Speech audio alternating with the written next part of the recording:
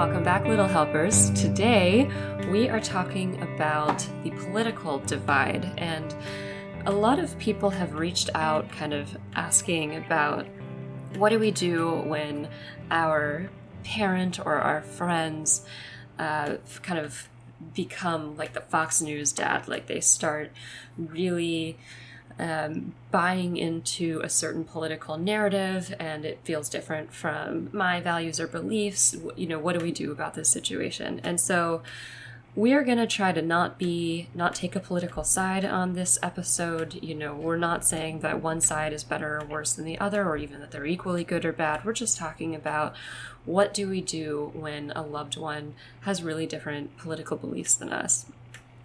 Is it possible to salvage that relationship, and how?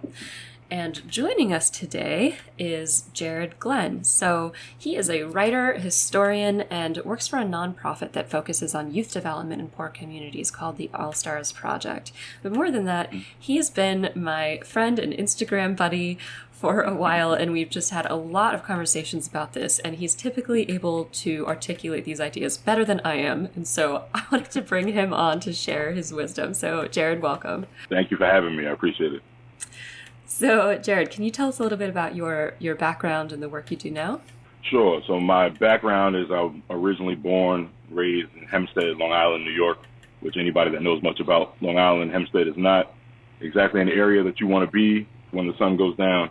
I grew up around a lot of crime, violence. I was involved in a lot of crime and violence. I had a life well before this one.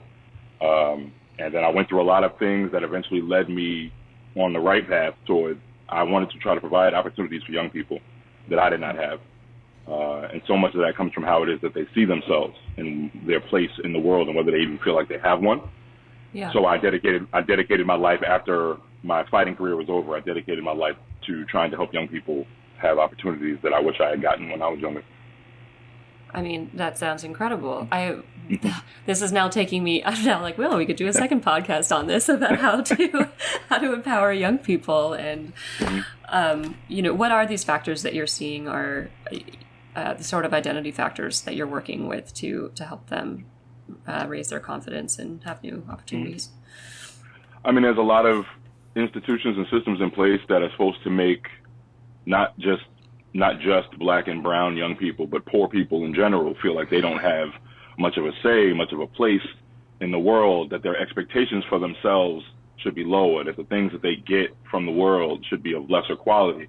You know, they show up and they're like, oh, you get the worst of everything because you don't have anything. And we're trying to help do what we can to change that ideology, because I call it an ideology because it becomes something that once they grow so accustomed to it, by the time they're adults, they think that that's what they deserve. And yeah. we, and I say myself and many organizations like ours, many people like me, are dedicating ourselves to trying to make sure that people know you deserve the best just like everybody else does. You don't get to get second class, third class treatment because you don't have a lot of money or because you live in the projects or you live in a poor neighborhood. Those things one doesn't have anything to do with the other. You aren't a bad person or a lesser person because you don't have a lot of resources. Yeah, I think it's interesting the way you phrase that because, you know, Jacqueline and I talk about this too, about how there's so much anger, you know, everywhere. Mm-hmm. And it's not just a racial divide, but it's also like social class and part of the country and blah, blah, blah, and political ideologies. But it's like everyone feels unseen or some people just feel left behind because of whatever factor. But wait, going back, you said fighting career? Can you explain? Oh, yeah. You just went right by that one, and what do you mean? Yeah, I've had a lot of lives before now. I was a boxer for a very long time. Part of how I was such an asset in the streets was because I was always good with my hands, in good and bad ways. So that made me, when the time came to like, how you gonna pay for college? Because I'm a poor kid from a poor community. Like, how you gonna pay for college? Financial aid was only going to do so much. Well, the rest of it came from these. So I literally fought my way through school.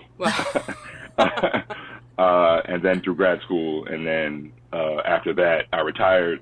I became a personal trainer for a bit just because I was just kind of trying to figure out what to do next. And I suffered from those same identity issues. Even with all the accomplishments and everything, for some reason, I still saw myself as like fighting is the best that you can do. Like, you are made to hurt people in various ways, and that's what you're good at. So that's what you need to keep doing.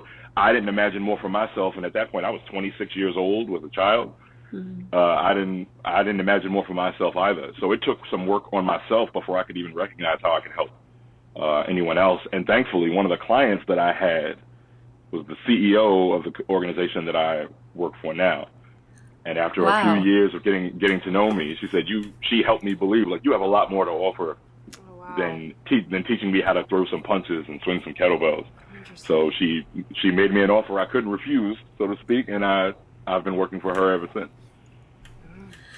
How do you change this ideology that you're speaking of? So part of it, I think, and this will kind of lead to more of an overarching, more of our overarching discussion, is I think that there's so much exposure to how everyone else lives in such a way that highlights more than ever how much you might not have. Yeah. And how people, you go on Instagram and you see people traveling all over the world, and they're, staying in these fancy hotels and eating this fancy food. And, I'm 38 years old. I remember what it was like before the internet. I had no idea how anybody was living before social media. I had no idea that anyone else was living like me or not like me. I just knew, we were varying degrees of poor, but that was what I knew. Yeah. Now, there's a benefit to being that connected to knowing how other people are living, but the hard part is not translating that impression onto yourself. So the hard part was saying, oh, they're living better than me because they are better than me as a person, or they're smarter than me, or they made better choices than me. There's so much moralization that happens around the decisions of young people and of poor people about how they spend their money, about the food that they eat, about how they look, how they dress. So many things coming at you that are telling you that you are a bad person. Sorry, I'm a cursor, so I don't know if I can curse here. You can. But let me know if, okay, because I'm holding myself back from cursing, but I'm telling you that you ain't shit as a person because of all these different factors. There are more things out there telling you that you are less than anything trying to tell you that you should feel empowered to do more or feel inspired to do more, or that you're just not a bad person because you're struggling to feed your family. That doesn't make you a bad person.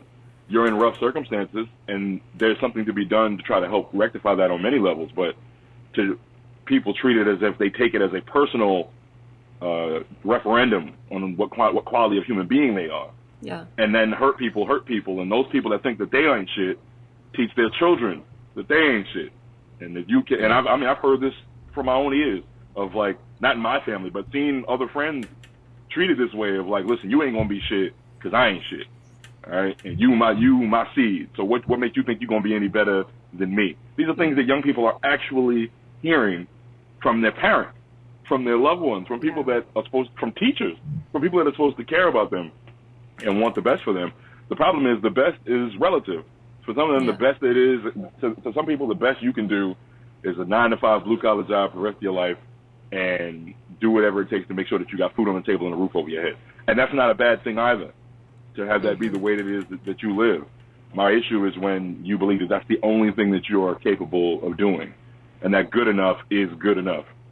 That's what it is. When we talk about shifting the ideology, it was breaking the cycle of thinking that creates that mentality, where even somebody that had 2 history degrees and suddenly was like, you should feel like you got the world by the balls, or you can get out there and go get it. And it's like, no, I'm still just going to fight people because that's what I know. And there's so much comfort in what we know, and you have to get comfortable being uncomfortable. You have to step out of this space. It's so hard for a lot of people from these communities to do that because everything outside of what they know feels unsafe. Not necessarily in an unsafe physically, but just in an unsafe, like, I don't want to fail. Because I already feel like a failure, and I haven't even tried yet. So why would I put myself out there and risk feeling worse, for example? Clearly, I could go on and on, but that's my main point. Well, can you tell us, especially because I'm getting to know you as well, can you tell us a little bit about how that played out in your personal story, going from, like, Hempstead, New York, fighter, and then college education, grad school, and, doing all that you're doing? How did that work for you to kind of break out of that cycle of you ain't shit, and I'm only here to, like, put food on the table? Like, at what point did you, like, start going, thinking of more? So I think part of it was my mentality was very much adversarial to my circumstances. I mean, everything around me, I treated like it was an opponent. So if it didn't matter whether it was an actual person on the street or I don't know, a final exam or something, anything that I felt like was trying to beat me or beat me down or make me feel small, I overcompensated by just being super bold in everything that I did. So I actually treated it like I was committing theft. Like I often tell people, like I feel like I stole my college degree because I don't get too much into where I went to school because I don't like being judged by I'll say it's a good school, but I don't like being having that be the thing. Yeah, Jackie knows.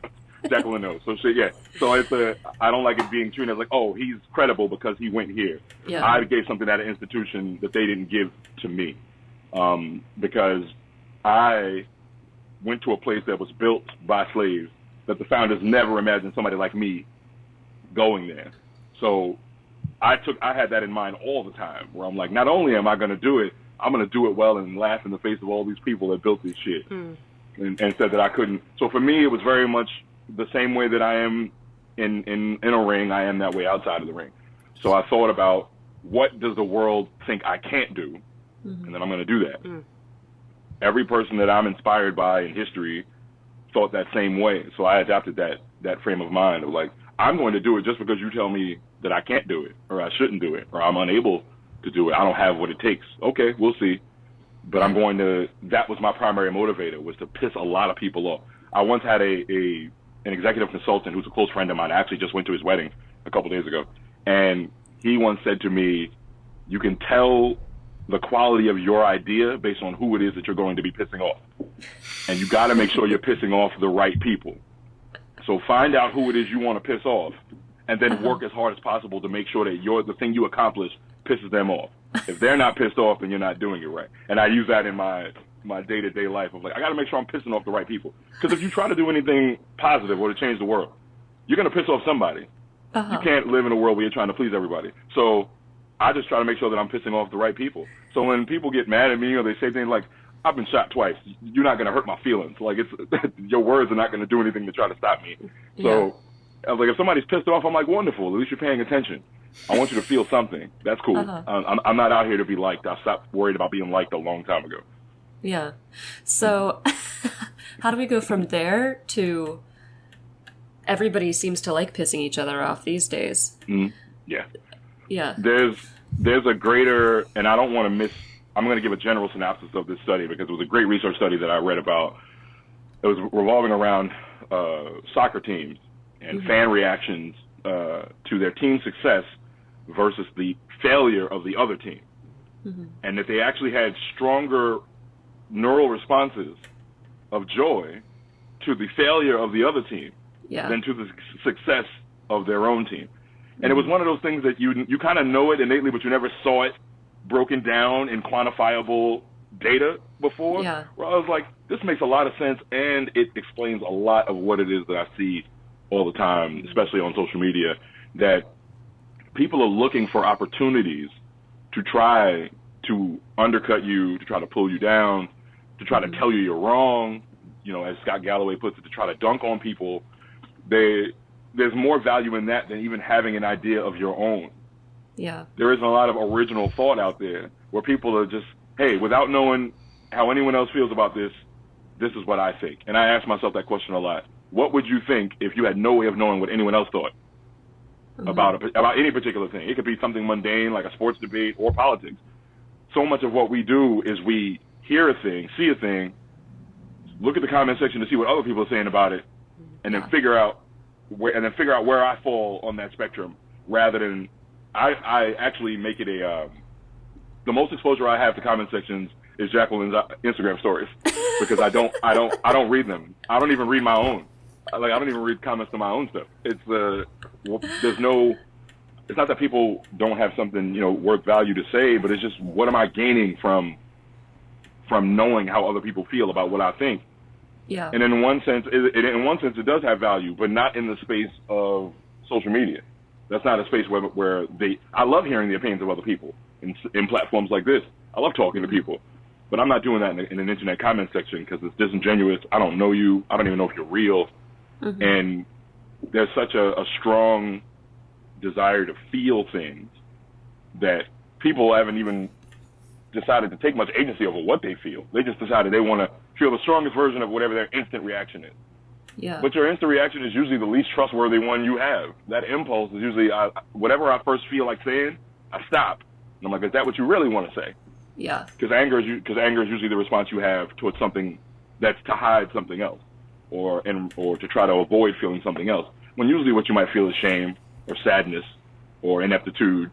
But whatever it is going to pop out as anger. And there's no place where that echoes more loudly than in political discourse or social media. It's funny you're talking about that study, and I tend to be kind of like an apologist for the other side, no matter what. If somebody's attacking the other side, I'm like, but the other side has a good point. And I always feel terrible when I see the other team lose in sports. So maybe, maybe that is somewhat correlated with social media meanness. How do you pick, when to piss somebody off versus when to not kind of engage in the anger? Like, what are the differences in those situations? I think I first try to think about what it is, if anything, that I have to gain from this interaction. And I hope that in an ideal world, the opportunity is for both of us involved in this interaction to gain something. So if I feel there's an opportunity for us both to learn here, then I'll talk. We can have a discussion. A lot of people are starting from a disingenuous place. They're not having a good faith argument with you. And sometimes they're not even really trying to have a debate with you. They're just yelling at you. And that's when there's nothing for me to gain in engaging in that, because now somebody's trying to pull me into this cesspool of that style of thinking, and I have no desire to operate that way in any part of my life whatsoever. So I guess, and it's something that pisses people off even in my personal relationships sometimes. I'm very slow to react to anything, even if it seems like the right reaction is very apparent. I always take a moment and slow down, because I'm like, I need more information. Yeah. I need to hear more. This thing just happened. I'm not ready to react to it right now. Give me some time. Most people are like, no, you need to say something right now. You need to, what is it? What are you feeling right now? And I'm like, but what I'm feeling right now isn't necessarily what I actually feel. It's just the instant reaction I'm having to what I'm seeing. I didn't watch the George Floyd murder video or the Derek Chauvin murdering of George Floyd video until I saw it during the trial, because there's nothing for me to gain from seeing another black man be murdered, and there was so much reaction going on around it that I didn't even know how I actually would feel about it. So in the immediate, there was lots of anger, and I was seeing and hearing lots of anger, and people were like, "You see this?" And I'm like, I would either say I didn't see it, or I would lie and say I had seen it and pretend that I was pissed off. Yeah. And then when I actually saw it, the thing that I felt wasn't anger; it was an immense sadness. Yeah. But that was my actual emotion, and that's why I didn't want to react to it earlier, because I needed time to sit with it and have the actual emotion that I'm meant to have set in, because I could do a lot more with that sadness than I was ever going to do with my anger. My anger could be very poisonous and show itself in very, very bad ways. So what do I have to gain from leading into it? Nothing. It's so interesting because it kind of reminds me of things that we talked about mental health in our other episodes, where there's other emotions we kind of lean into in order to avoid other ones, like feeling anxious when we don't want to feel sad or angry. And that's a really good point that, people want your instant reaction, and they want the anger on one side or the other. Like, Will Smith slapped Chris Rock. Like, how do you feel? How pissed off are you on either side, right? It's just like people are feeding off of that instant clash or instant conflict instead of just kind of like taking a moment. I mean, this is like a interesting tips that you're just, naturally coming to, like, take a moment before you're, let your instant reaction pass and then allow the other feelings to emerge, and don't get swayed by the immediate fight, immediate jumping in, like, social media battle.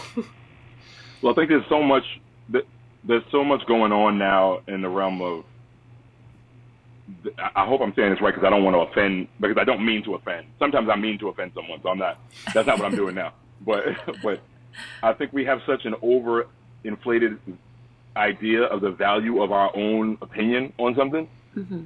And there are moments where what we say really does matter and what other people hear from us matters. But I think in the large scale, social media has created this idea that like what I think is incredibly important. And I need to make sure that people hear it and they hear it right now, because the cycle's going to move, and this thing that I have strong feelings about is going to be out of the zeitgeist in a week. So I got to let everybody know what I think about this thing right here, right now, because you haven't heard an opinion until you've heard my opinion. Like we all have, some, not all, but a lot of us have this idea that whatever we think about a thing is the most important take to have about a thing. Yeah. So I need to make sure everyone hears it. Not everybody needs to hear what I think about everything. Not everything I think has value, to be honest. Like, I'm gonna go out on a limb and say like 75% of what I think has no value to anyone and doesn't even have much value to me. It's just something that I think, feel, and like I remember I was talking to someone about the Kim Kardashian wearing the Marilyn Monroe dress, and they were so upset about this American icon rather, and all that, and they asked me my thoughts, and I was like, I mean, I have some, I can give them to you. I don't know that it matters because we're talking about a person wearing a dress. But if you feel so driven that you need to hear what I said. And the funny thing is, they said yes, they did need to hear what I thought. So, and I don't want to go down that rabbit hole, but it was just a very interesting case study of like, I'm telling you that what I'm saying doesn't have any value, and you still feel like you need to hear it, and you need to hear it right now. I don't think it matters that much. I don't think what I think about most things, especially if I'm not an expert in that. Yeah. And I hate the term expert in general, but a person that's very knowledgeable in a particular field, I don't know anything. I didn't comment about COVID-19 because I'm not a scientist. Mm-hmm. I'm a historian. I'm a writer. I learned a lot of things, but if you want to talk about the 60s, I got you. I got plenty of thoughts because I'm an expert in that field. You want to talk about 9th century ancient Ireland? I got you because I'm an expert. The French Revolution? Let's do it. No problem. But COVID-19, I'm just listening for experts because I'm not a scientist. And when the war in Ukraine happened, I'm like, listen, I'm not a foreign policy expert, so I'm just gonna hang back and let the actual experts talk about it. I don't feel like I have something of value to bring to every single conversation, and I think part of that what's created on social media is everybody thinks they have something to bring to every conversation. I love that. It's like tip 2. Your opinions are not that important. Remember that. That's true. That's true. Yeah, well, I mean, it is amazing to see because I remember once I got in a lot of trouble for saying on a podcast that I would rather have philosophical discussions than political discussions. And the reason I said that is because philosophy is something that you can logic out. Like you're wrestling with the logic of a problem, right? Versus politics are something that really do require some level of expertise, typically. Like if we're talking about some economic policy, like why would my opinion be of any kind of value when I got a C in intermediate microeconomics, and yet there's so much pressure to be making these strong opinions that it seems like they're based in sort of moral undertones, like universal healthcare because healthcare is a right, and yet most of the people talking about healthcare have no idea of any of the complexities going on. But not only that, but one thing that happens as an influencer is that we get a lot of calls to speak on matters. One woman I was talking to said, and I don't even think she was an influencer, she was getting a lot of pressure from friends. They were telling her they were disappointed in her for not speaking up about what's going on in abortion right now. But she's going through IVF cycles. And so she's just like, I don't have the emotional bandwidth to like comment on something, and you don't even know my actual beliefs. So it's amazing, this both feeling that our opinions are incredibly important and valid even when we have such like this massive lack of information, but then also asking other people to share opinions when we have no idea how much knowledge they have on any given topic.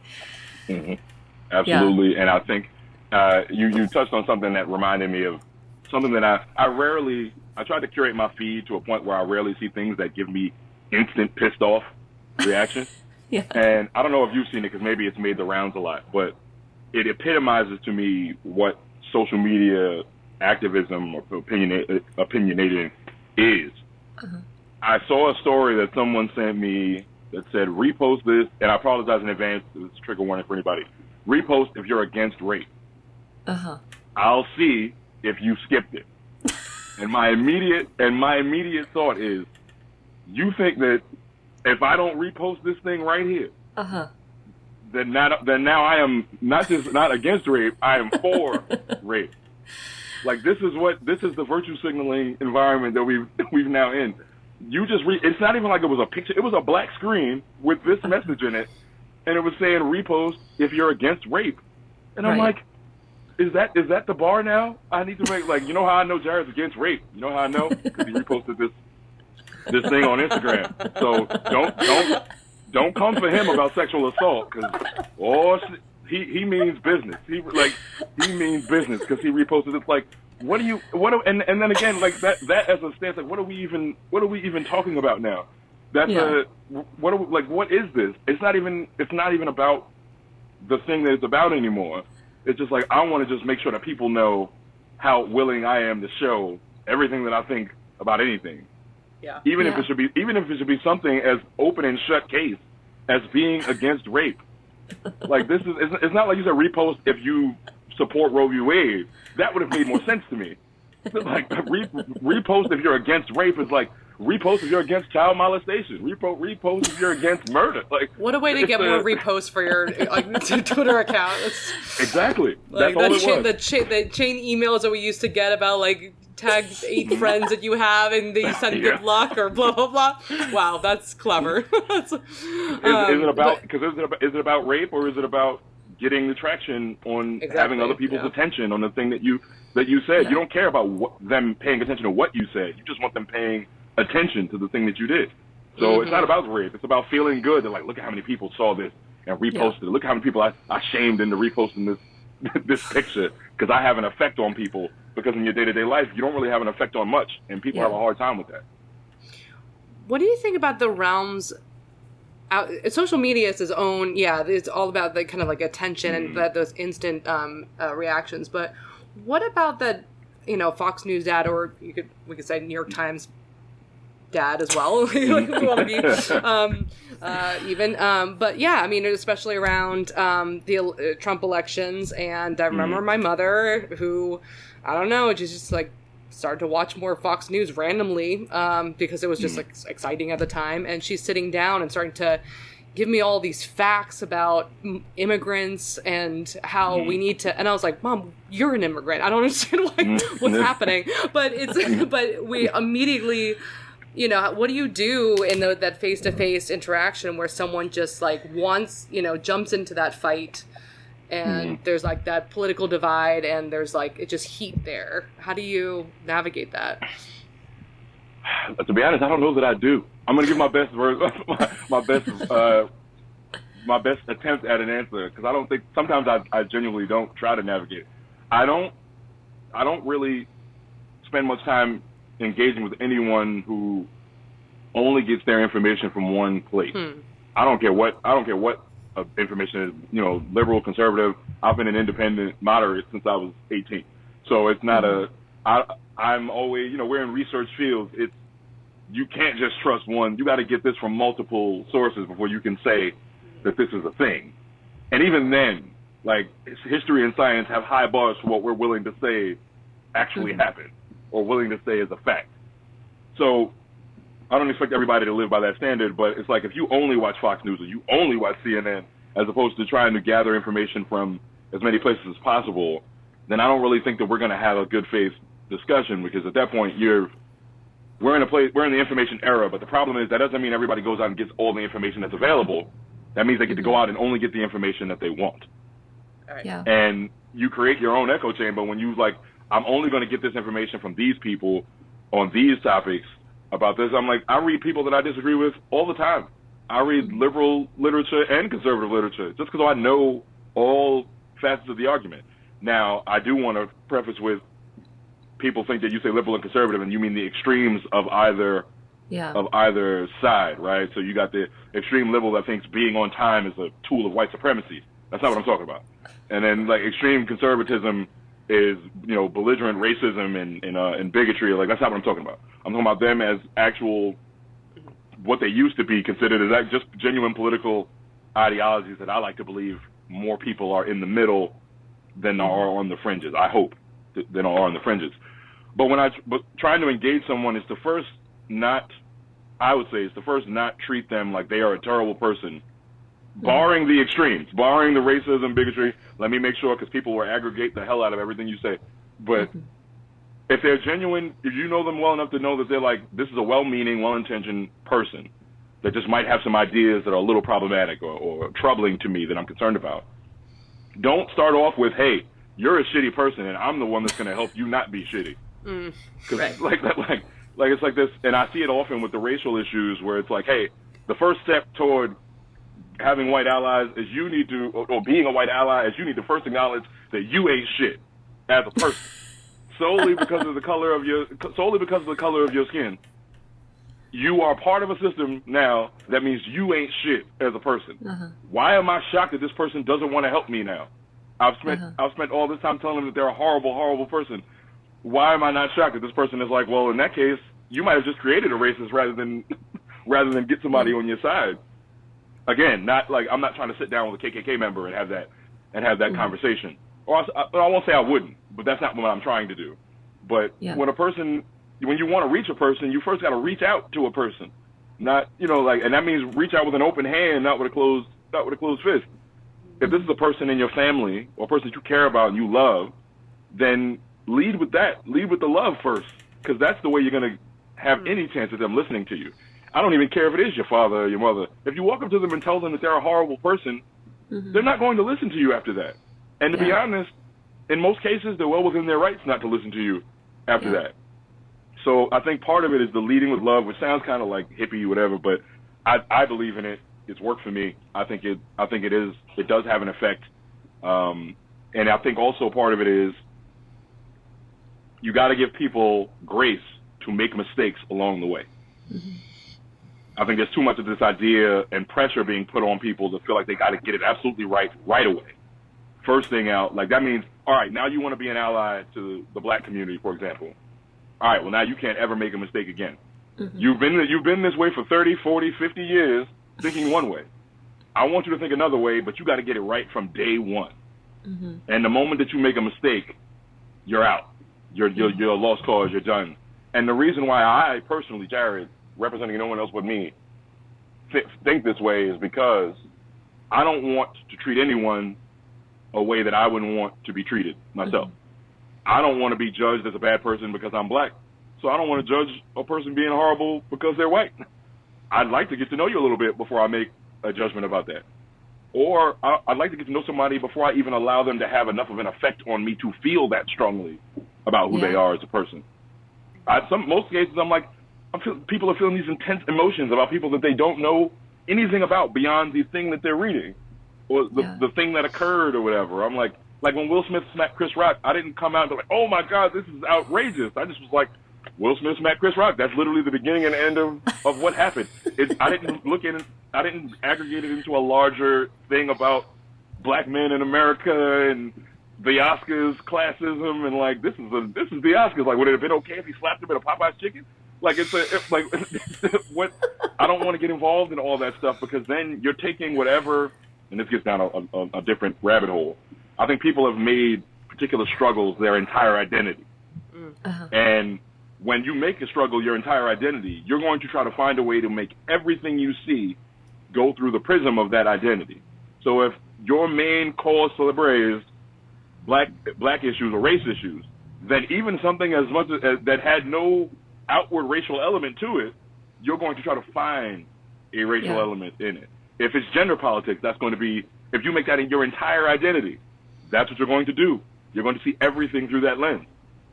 And the problem is, you'll see everything through that lens, or one of the problems, you'll see everything through that lens while obscuring everything else, leaving out so many other contextual factors that you should take into consideration.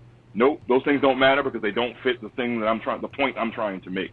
And I think there's got to be a room for grace, and there's got to be an opportunity to lead with how can we connect first? Because I do genuinely believe, for the most part, we have more things in common than we have different from one another. I've connected with a lot of white parents in this way.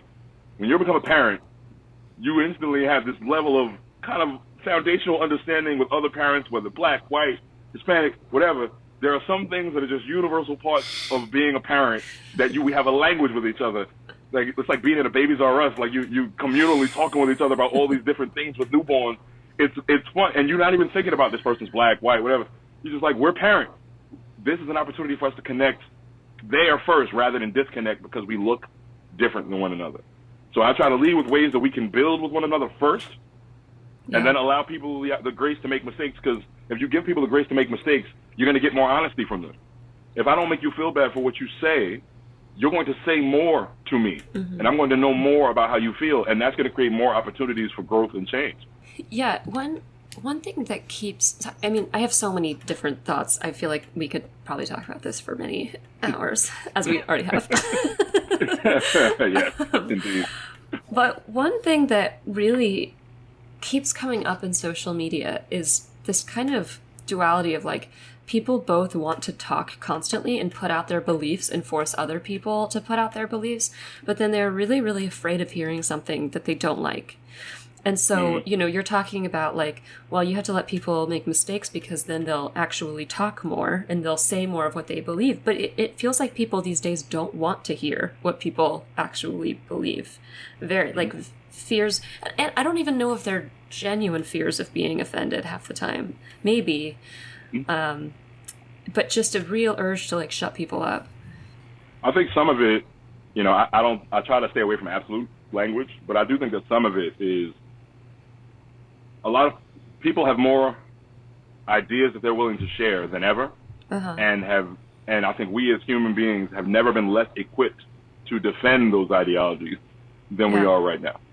I think that we can feel things, but can't engage in debate around those things. So we'd rather just talk to people who agree with us, so we never have to have our idea challenged. We never have to have someone come up and say, well, what about this? Well, what do you think about this part of it? Or have you thought about this part? Because it seems like the hardest thing in the world to do lately is to change your mind. Yeah. So rather than even allow for the opportunity to have your mind change, or even allow new information come in, you just want to shut everything up. You want to be heard, and then everyone else be quiet. You want to have your own complexity be acknowledged, and then want everyone else to be simple. And that's a tough place to be in, and then try to start a good faith conversation with anyone about anything. It's interesting that being disagreed with feels more dangerous these days. Is that true, or is it just something on social media, or what? Yeah, I don't think that the necessarily being disagreed with is the thing that they feel is most dangerous, as much as feeling unequipped to fight back. Yeah. Okay. When somebody comes at you with whatever that particular ideology is. Like, if a person that has the tools to engage in that kind of debate is usually a very difficult person to piss off when you say something counter, because they've been so used to that kind of discourse that, like, it's not my first time. I've had people that are genuinely racist, like openly, like swastika tattoos, and had long conversations with them because once they realize they can't piss me off, they kind of just automatically calm down. Now, are we going to walk away agreeing with each other? No. But I'm saying that the way that they engage me is usually first to try to get a reaction out of me. And when they can't get it, or can't get the reaction that they want, well, then they got to try something different. And they either storm off when they aren't equipped to have a conversation about it. They storm off, end the conversation, block you, whatever.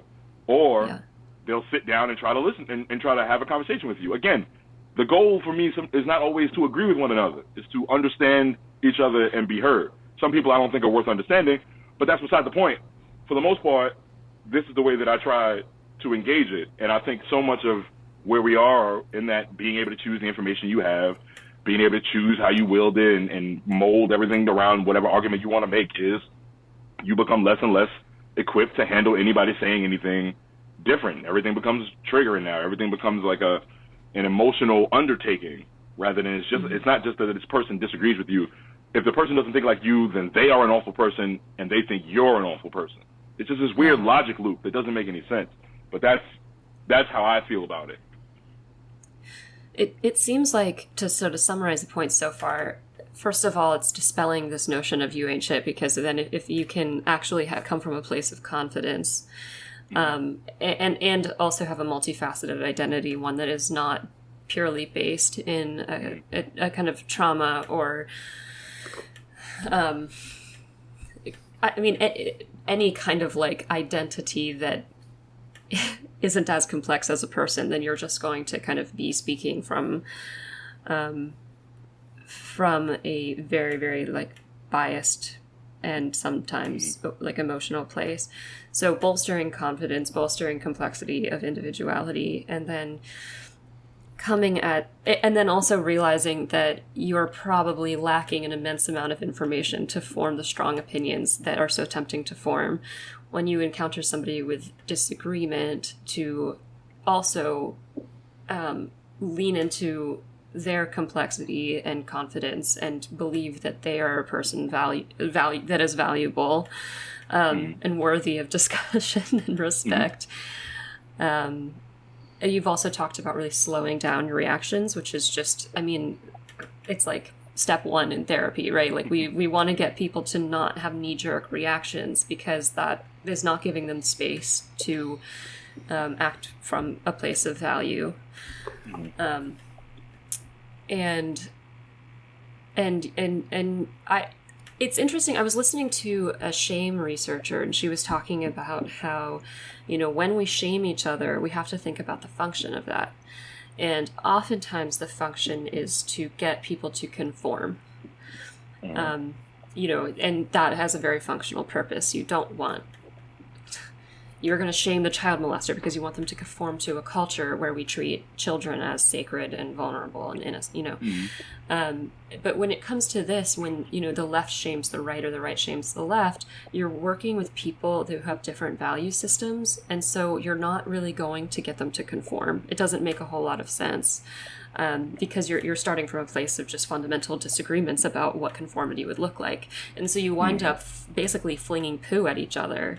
And then those people are just going to then go conform into the groups that they started in and become more divided. And I certainly see a lot of that. And the other thing about shame is that you have to think about the action urges associated with it. And so if you're going to shame somebody, so there's the conformity piece. But if you're trying to shame somebody into an apology, it's not going to work, because apologizing and reparation seeking is not an action urge of shame. That's guilt. And so it just feels like, so many, I put that series of Instagram stories up, basically advocating being nice to each other and treating your political opponents as if they might have something valuable to say. And I got so much pushback from this, basically being like, that was, those people don't have reasonable views, they're ultimately like disrespectful, you can't kind of commingle with these people, and I'm just like, well, you can do that, but you're probably not going to help the problem. And again, like, there are some people with whom you're not going to have the emotional bandwidth to engage. Their views might be so far away, and they might be, shut down from actually listening to you, and then in which case, like, there's no point. But if you're trying to think about the state of the world as a problem and what you can do as one lone human being to fix it, flinging shame is probably going to do the opposite of what you want, because you're just going to make people retreat, disappear, or lash out, because those are the action urges of shame. Well, I think that there's a power element to it, right? Like, we call it authoritarianism when it's something that we don't agree with, but then not realizing that we are often practicing it ourselves and trying to get somebody to change the way that they think. So it's one thing to try to change a person's mind rather than try to change the entire institutions that that are made this way. But when a person is trying to shame you, it's not just in part of trying to make you feel bad, it's what they get out of making you feel bad. And that sense of power. And again, when you go through most of life feeling like you have no effect on anything, you don't have many opportunities to feel powerful. You don't have many opportunities to feel heard, or like somebody.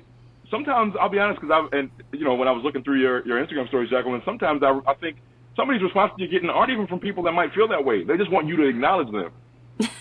Like, you see celebrities getting roasted in these comment sections, and sometimes I'm like, it instantly changes the moment that celebrity responds directly to that person. That person will come out and be like, your movie was horrible, you ain't shit, you a terrible person, kill yourself. And then the person just responds like, hey man, I'm sorry you feel that way. And then the next response is like, oh hey, hey, I'm sorry, I was, I haven't gotten a lot of sleep last night, and I apologize.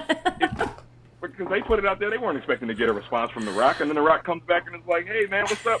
Now they feel totally differently now because they feel hurt. Sometimes it's that simple. People want to feel like they have an effect on things because so much of our lives, especially if you're part of any subjugated minority, not just racially, but any, that you feel like life is just happening to you. Like you're not living it. It's just something that's happening to you. And you have no effect on anything. You're just trying to do the best you can to survive. Mm-hmm. And when you're in a survival state of mind, ask any soldier, watch any nature documentary, when the thing's in a state of survival, they're not acting rationally in the way that they respond to whatever it is that's putting them in that state of being. They're going to lash out in all directions. And so much of what you see there is people that feel like they have no power. Mm-hmm. They have no effect on anything, not even on their own lives in some cases. They don't even feel like they have control over their own lives, not just how other people think, over how they can live and exist. Then there's going to be a lot of people that are going to lash out that way. And I think I try to believe that for the most part, people are doing the best they can with what they've got. Mm-hmm. And in this case, I mean emotionally. Not everybody is emotionally equipped to handle feeling like they don't always have an effect on everything around them or feeling unheard or something like that. Not everybody's emotionally equipped to manage that. And then you take on that it's happening to them every day in every facet of their lives in so many different ways. The people that are sometimes the most engaged in your posts are people who have no posts of their own, like just follow like 4,000 people, and it's just because they just want to take in what's happening around them, but they don't feel like they have enough influence or power or anything to give anything to the world, to post anything. Nobody wants to see what my life is like, or I don't want anyone to see what my life is like. So I'm just going to comment on what everyone else's lives look like. And then that's where I'm going to feel like I have some sense of control.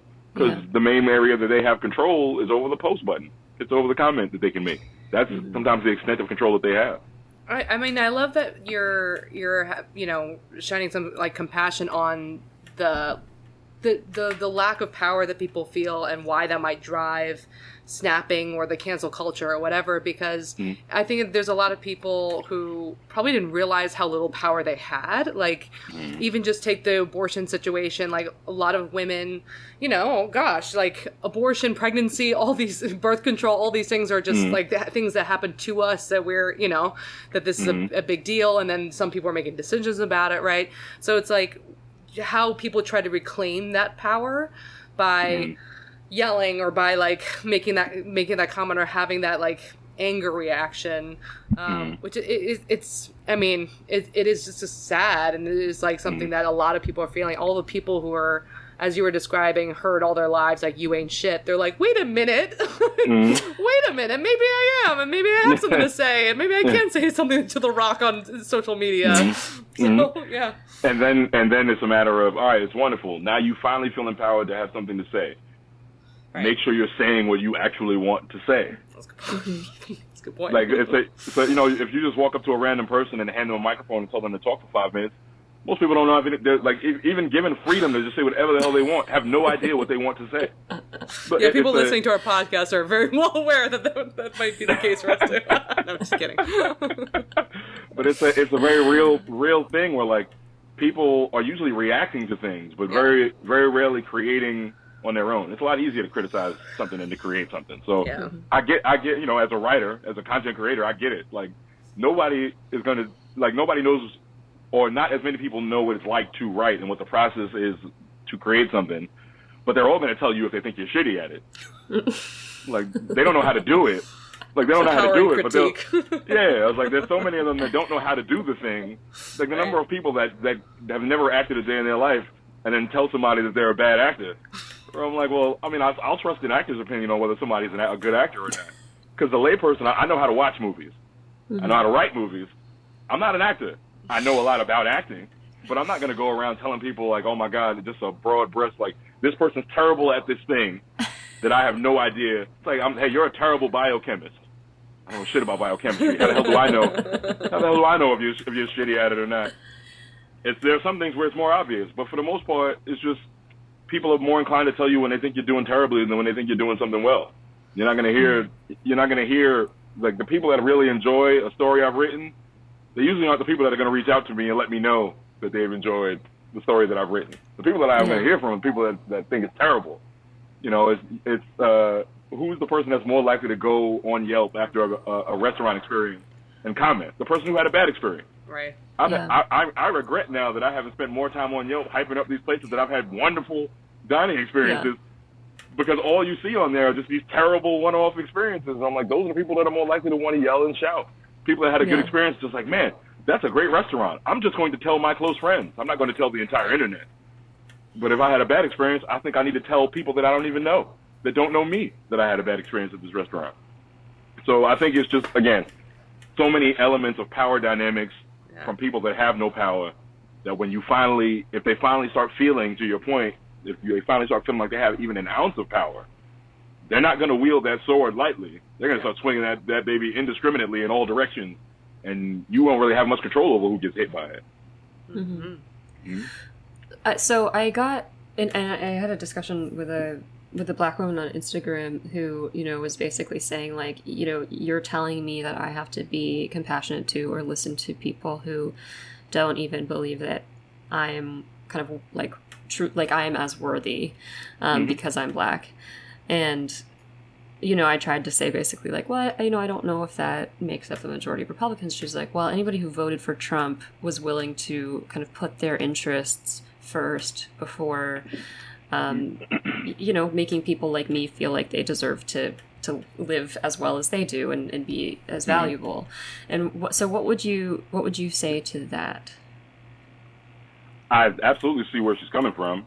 My real concern, and I'm speaking specifically about race issues now, my real concern is not with the people that are wholeheartedly supporting somebody like Trump. It's for people who he is as a person is not a deal breaker for you. Mm-hmm. Like, and I don't mean just the racism part. I mean, there's just so many, you know, making fun of veterans and the mentally the mentally handicapped or anything like that. Like, there's some of these things where I'm like, at some point you have to look at one of these things, even if it's not the race thing, to look at one of these things he's giving you a charcuterie board of things to choose from, and you won't. None of these things are the thing that's the deal breaker for you. Like, I don't know if I can get with him on that one. Like, I swore when he made fun of John McCain, I thought, that's it. This, because you don't do that. Veterans, especially among conservatives, red states, you do not make fun of veterans, especially a POW. I was like, there's no way. He doesn't want to win at this point. He just sabotaged the whole thing, and he went up in the poll. What? And that's when I knew that I was dealing with we were dealing with a different type of phenomenon. And I say that to say, I think that if a person feels that you are undeserving of human dignity and treatment, then you are not obligated in any way to do anything to that person. There are some people who are equipped to reach across the aisle to that person, but that doesn't mean that you have to be that person. But I also want to step back and say that it's also sometimes what you're getting, Jacqueline, in response is people aren't listening to what you're saying. They're telling you what they think you're saying to them. Yeah. So you literally said explicitly in not short words, you basically gave a mini TED talk on what you're saying, and somehow someone can pull from that you're not saying the thing that you just said. And again, I think that's a totally human thing when it's an emotionally charged topic. As why are you telling me I need to be nice to a person that doesn't think that I'm deserving of human decency and dignity? But I don't think you're telling them that they have to be nice to this person. Because I don't think listening to somebody and being nice to them are mutually exclusive. Yeah. I listen. You can take it from. There are many people who have had my fist in their face, who I've listened to before I put my fist in their face. I'm just giving you like an anecdotal version of it. I'm like, yeah, I've heard every word they said, and then I punched them in the face. I don't have to be nice to you to listen to you, but I think now, because our attention is such a commodity, that the moment that we give our attention to something, it's as if we're treating it as if we align with that thing.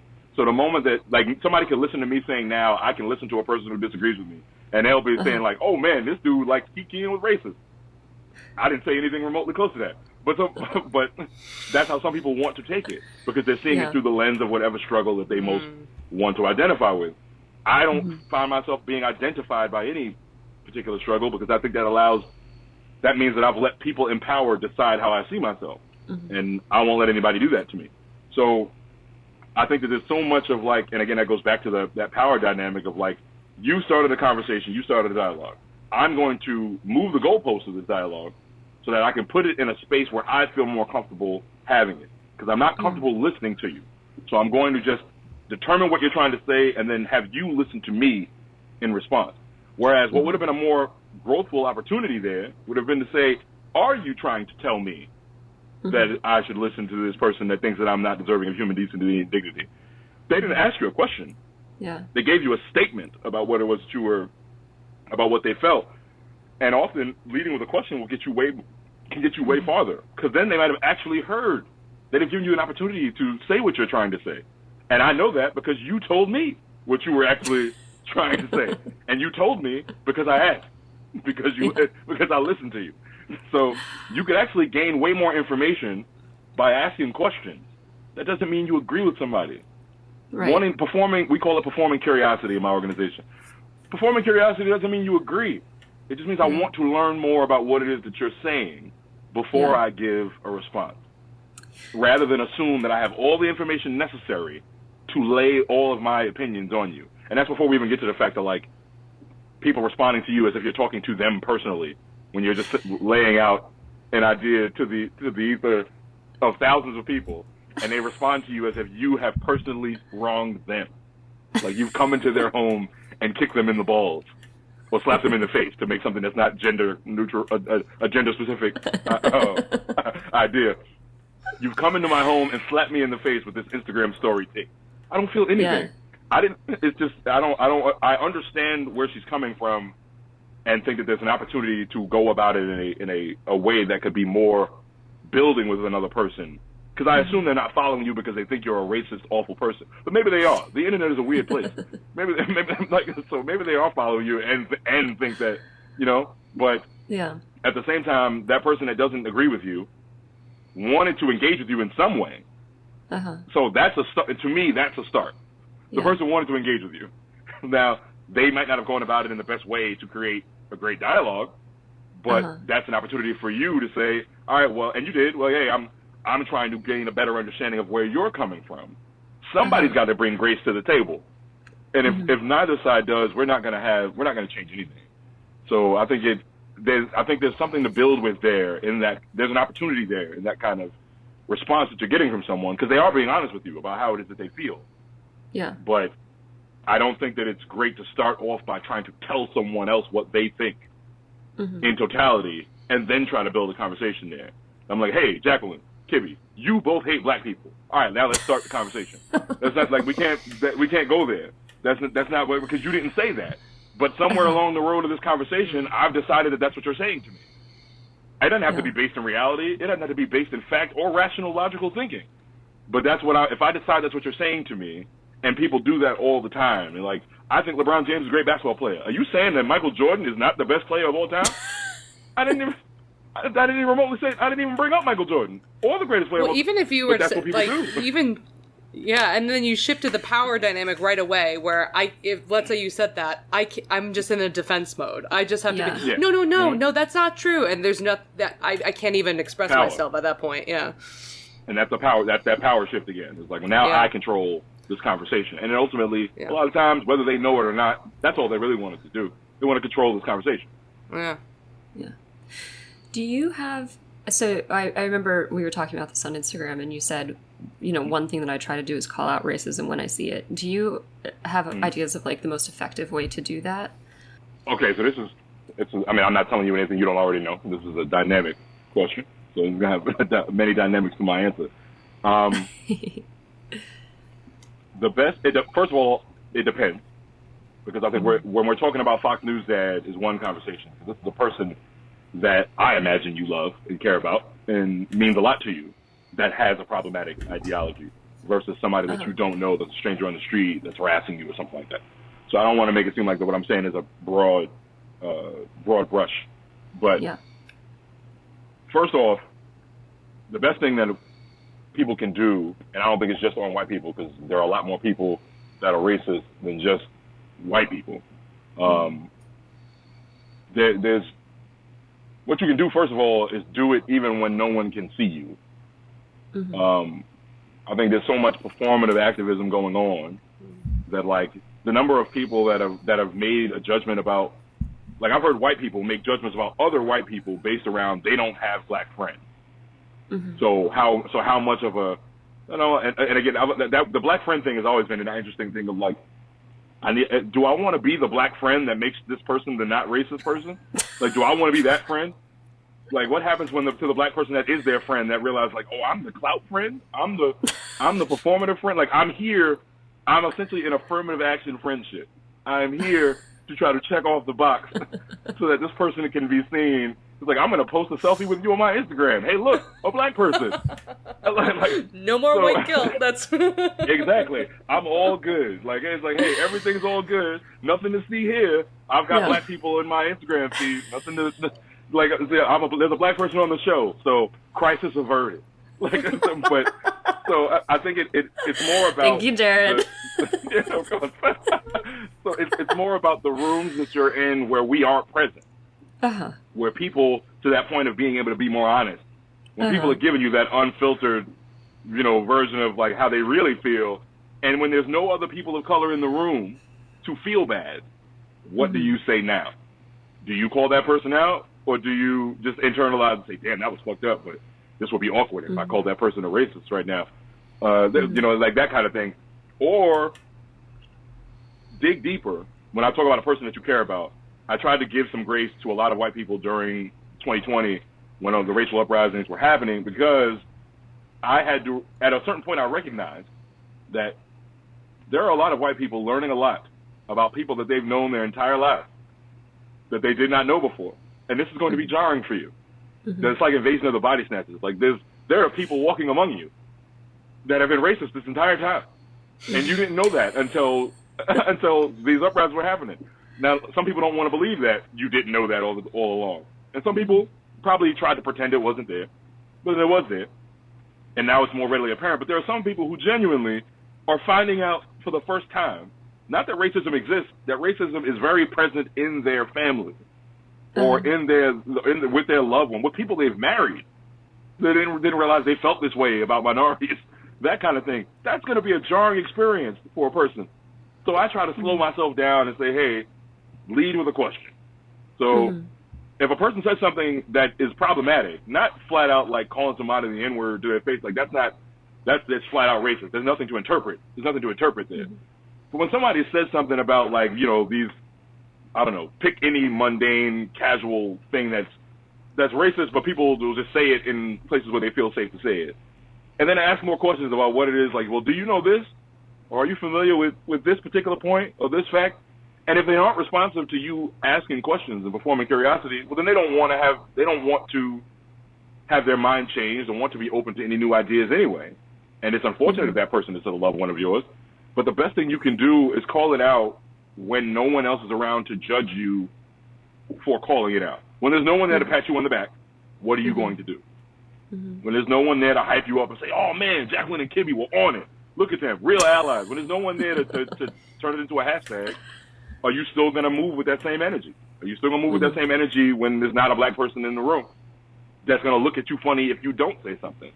That's how you judge how a person really feels, like by what they'll do when no one notices, when there's no attention to get from it. And especially in the social media world where everything is literally for attention, and attention is the commodity that it is, so where actual corporations are profiting off of finding out what we're paying attention to. What do you do when there's no one watching? Yeah. And if you perform the same way when there's no one watching and do it, judgment be damned from people that care about you, and say, oh my God, are you a libtard or whatever the hell? I don't know. Is that the thing they're calling people nowadays? These not clever, these like name calling is the way towards progress, and the names aren't even clever. But I was like, it'd be one. I could get with it if it was something clever, but sometimes it's you just putting two words together doesn't make it a clever insult. You just mashing words together. But anyway, I think that's to answer your question in a very long-winded way. That is, I think, the first step. I don't want to throw too many steps, but I think the first step is move with the same energy even when no one is there to see you and there's no way to post about it. There's no way to get likes on it or comments on it. Move that way because that's how you feel moved morally. in your own spaces when there's no one to watch. That's the difference. If you start there, I think that's the first step toward being a true ally. Is not doing it when black people can see you. It's doing it when we have no idea that it's even happening. Awesome. Well, Jared, this has been great. I didn't know I would be laughing so hard at such a serious topic. I try to find lightness. Do you have any like resources for people? I know we didn't ask you this beforehand, so no worries if not. But do you have any resources, books, and anything that you would recommend that people read along this topic? Or movies. Well, my first. Or movies. Yeah, I mean, I'm definitely a sucker for that. I'll say first off, read as much as you possibly can about everything, and then I'll give you some specific things that are particularly moving to me. Is I try to. There are certain podcasts that I listen to. I'm a big podcast person, so I listen to a lot of Pivot, and I listen to a lot of the Prop G Show. I listen to the New York Times podcast. I also listen to the name of it is escaping me. The War Room with James Carville. His podcast is probably one of my favorite things. Not apropos to racism or anything, just things that I enjoy taking in information about. And then I'll say the not something to read or watch, but we got to talk. And I'm just going to sound kind of hippie, whatever. Talk to each other. Like really talk to each other. Because the racism that is really going to affect you, that you're going to see on a day-to-day basis, is not happening on a large scale. It's happening in small bits to people that you know, people that you talk to, people that you care about, and they don't talk to anyone about it outside of people that look like them that would understand it. Leading with curiosity with people that you know is where you'll gain some incredibly valuable information. Asking these kind of questions to people that you aren't sure whether they're going to take this question well is a great place to start. I think there are great resources around you right now if you're willing to engage with people that you aren't sure that this is going to be a safe landing spot for this conversation. Because most of the time people are reaching out trying to find a way to be safe. And it's like trying to ask somebody out on a date, right? It's like it's a lot easier to ask somebody out on a date when you know that they're already into you. You know that they're going to say yes, something like that. But when you have no idea at all, you walk up to them, you're charging into an environment where, like, I could possibly get rejected. And this is going to be a lot scarier than knowing that I'm in a safe space. Engaging with people directly with who they are, independent of the large issues, independent of the causes, who they actually are is the best resource to start with. And then I tell people all the time, and I'm not just because I'm a John Brown historian, learn more about the life of John Brown if you want to know what it looks like to be a white ally in the most white ally form possible. I'm not going to say any more than that because I'll go on a tirade that'll last us another hour about how much I'm enamored by this guy was on another level. But when people talk about, like, oh, white allyship, I'm like, John Brown set the bar for what that is in his time. And then everything, him and his whole band of people. So anything around him, James Baldwin, is if you want to learn and engage more about what it is and was like to be black in America, is an incredible resource. Also, I love having these conversations. So anybody that actually wants to have an actual conversation about this stuff, I am a great resource to have this dialogue, and I say that in the most humble fashion possible. I am a great resource to have this kind of dialogue.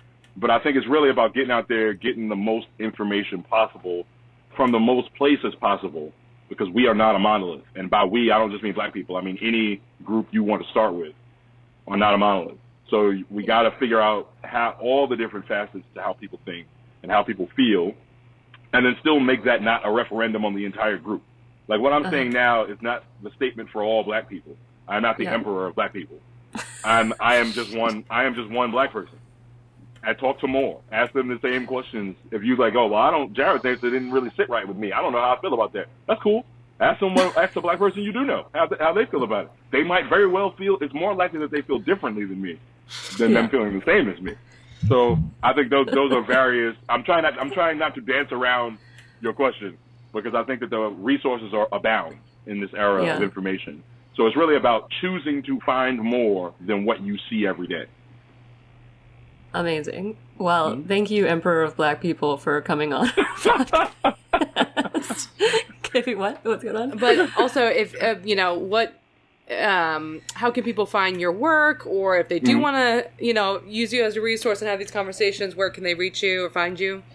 So my Instagram is Do Right and Fear Nothing. I'm on it. Cool. I'm on it. That's probably one of the fastest ways to reach me that isn't a text message. So somebody wants to engage with me or learn more about what I do or what I'm working on, that's the best place to start.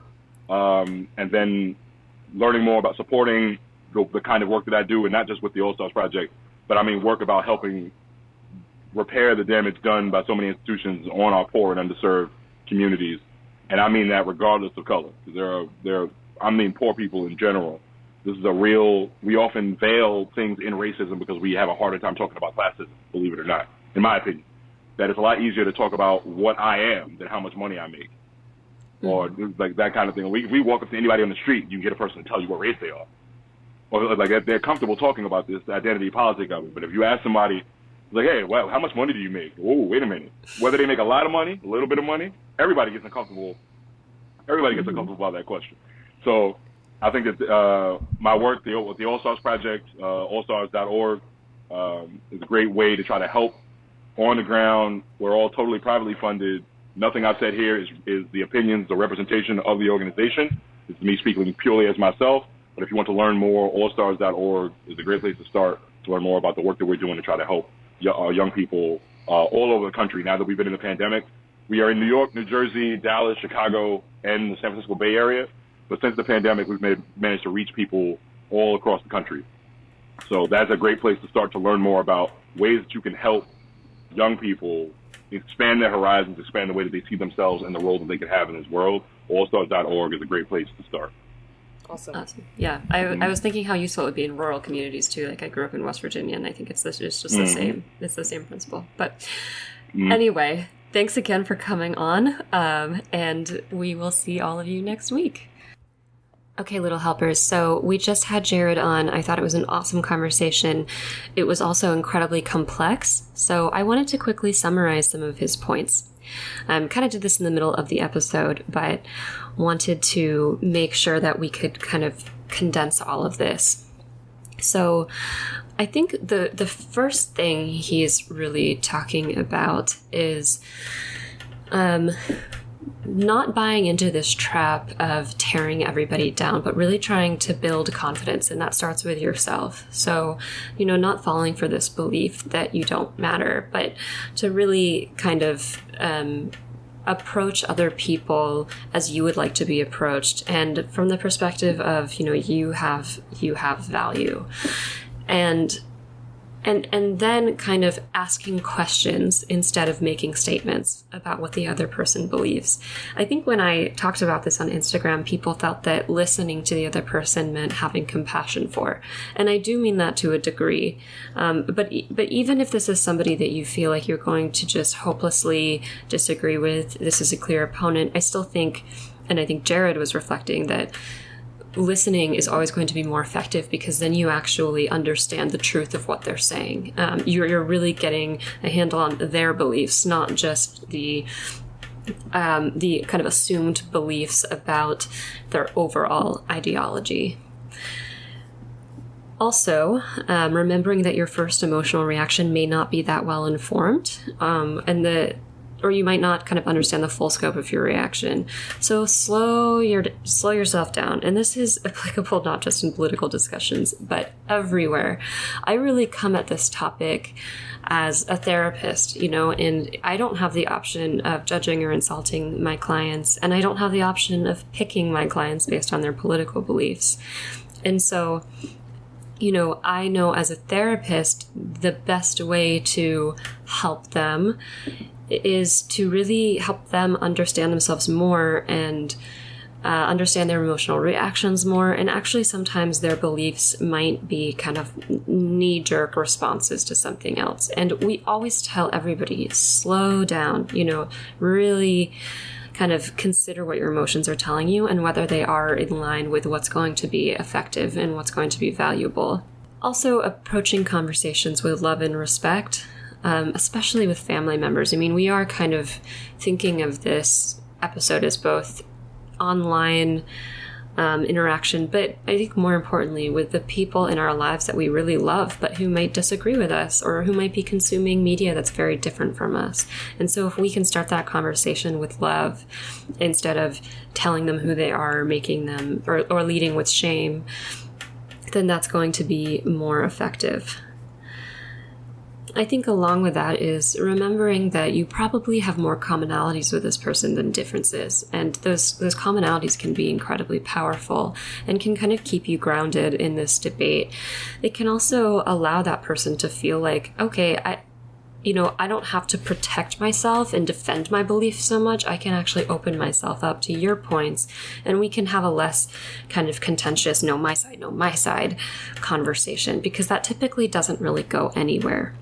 And then also understanding the limitations of your own beliefs and opinions, because you likely lack a lot of knowledge. These issues are so incredibly complex, and yet we talk about them as if they're simple moral choices, but we don't actually know what's going on in the background. Are these policies, are they capable of being instituted? What are the challenges? What are some unintended consequences? What are some things we just lack knowledge of because we're not economists or political scientists or politicians or scientists of various kinds. So really being open and secure in what you don't know, because there's no shame in that.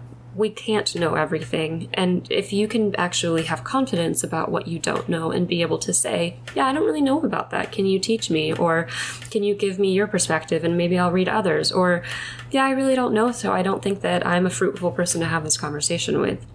That can actually also be really powerful and can reflect confidence. And then talking about,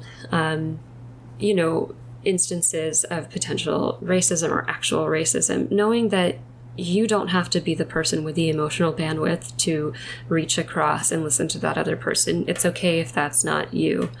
And then, pointing out racism using questions instead of statements. And when nobody is watching, when this isn't actually a benefit to you, it's a benefit to the larger culture or, of your loved ones.